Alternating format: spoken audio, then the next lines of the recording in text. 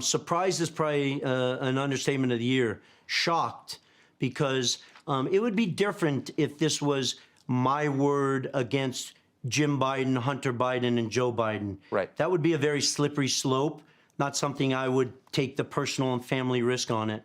But I've provided more documents and facts that validate times, meetings, who participated. That email to me on May 13th was generated by somebody else sent to me. It wasn't me generating.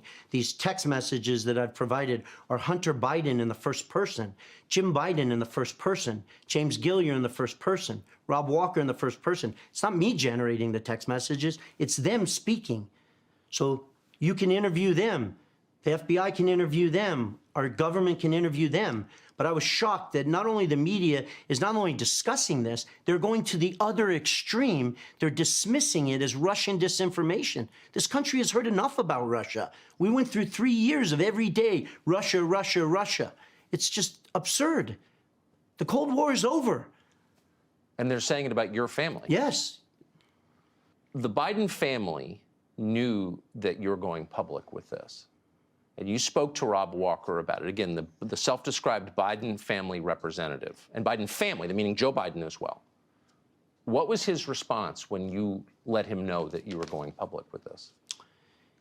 Trying to coach me, trying to sort of say, hey, we don't want to do that. We don't want, press trucks out in front of our house. I'm going to have to move. I could lose my job. And all that, I'm not trying to cause any harm to anyone in this situation, right, let alone Rob Walker and his family, James Gilliar and his family. But basically, Rob's position was, if you go on record with all these facts, you'll bury all of us. If he doesn't come out on record, I am providing the facts. Tony, you're just going to just bury all of us, man. What was your response to that?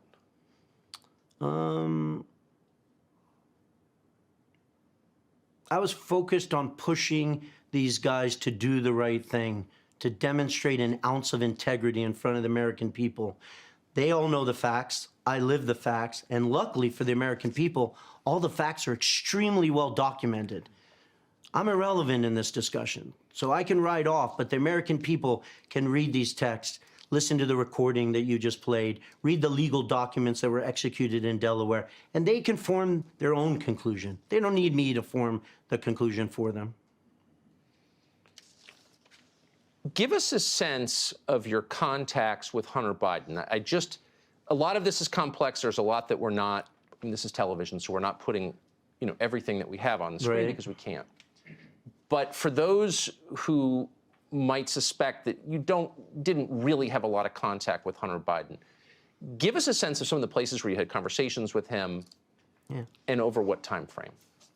So obviously, as we already discussed, throughout 2015 and 2016, while Joe was still the sitting vice president of the United States, these guys had been doing extensive work around the world in places like Oman, Luxembourg, Romania, that I was being made aware of, but I obviously hadn't come off the bench and agreed to be part of this. I'm sorry, I've got to interrupt you there. Oman, Luxembourg, Romania. Correct. So they don't speak any of these languages. Neither one of these guys has any record of success in business. Neither one has a background in international business. Why would they be doing business in Oman, Luxembourg, and Romania?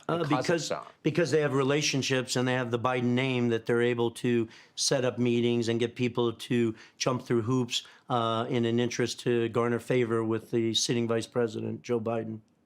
So it sounds like Gilliar is a legitimate business guy, someone who's fluent in the language of international James business. Gilliar, served his country. He's British. Yes. He's traveled around the world for decades. He's a very low-profile individual, but he's sharp and he's as legitimate as they come. Sounds it. But Hunter Biden and Jim Biden have a well-documented, decades-long record of business disasters. Did you get any sense that either one of these guys was qualified to be conducting this kind of business? The only qualification they had was the Biden name.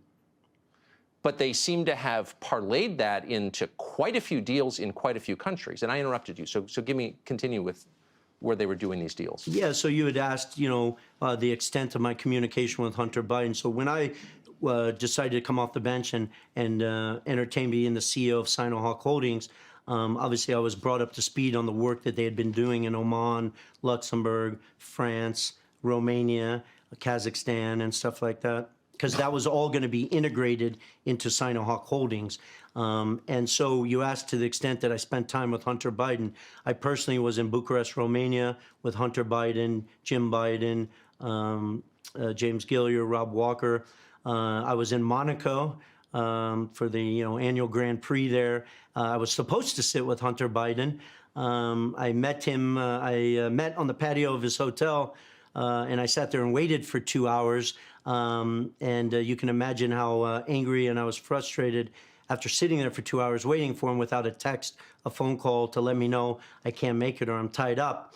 And in a text that I think you guys are aware of and saw, the next day he aggressively comes back at me that he couldn't attend the meeting that he himself set up. I stepped away from family and friends on the yacht that I was on with my friends to go sit with him for a couple hours. And he's effectively screaming into the phone that he could not pick up the phone and text me because he was with the Ukrainians and Mykola, the founder of Burisma, and that he was fighting for the only income he has on the Kazakhstan deal that apparently he negotiated. Now, I had no exposure to a Kazakhstan deal. I'm not aware of any of the particulars of the Kazakhstan deal. I just know for a fact there is a Kazakhstan deal because Hunter Biden in first person told me there was in the text that I think you guys have and you will show to the American people.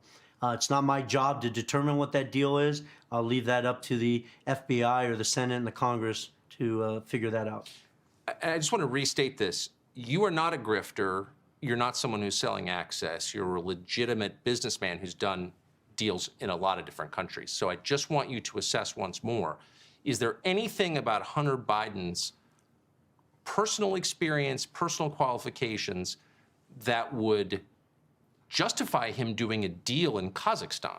Absolutely nothing. The only thing that he had was the Biden family name and the fact that his father at one point obviously was a sitting vice president and potentially would run as a future president.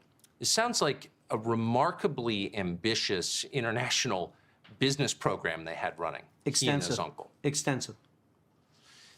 This is a small point, but I can't get over it. So you saw a number of reporters say, again, in an effort to bat away your story, your testimony on this, that the chairman referred to in a bunch of these emails was not Joe Biden. It was, in fact, the government of China. When you see people refer to the chairman thinks this, the chairman thinks that, they're talking about China and not Joe Biden. So I want to put up on the screen. Here is a text message you received from Hunter Biden to you. Hey, Tony, I have an idea. In light of the fact that we are at an impasse of sorts and both James's lawyers and my chairman gave an emphatic no, I think we should all meet in Romania on Tuesday next week. So you're hearing reporters say that chairman was, in fact, the Chinese government.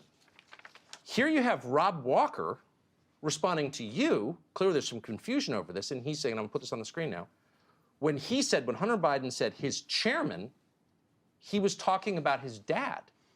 Correct. There's two chairmen in the story. There's Chairman Yi, who was the chairman of CFC. Yes. In that text from Hunter Biden, he was not talking about the chairman of CFC.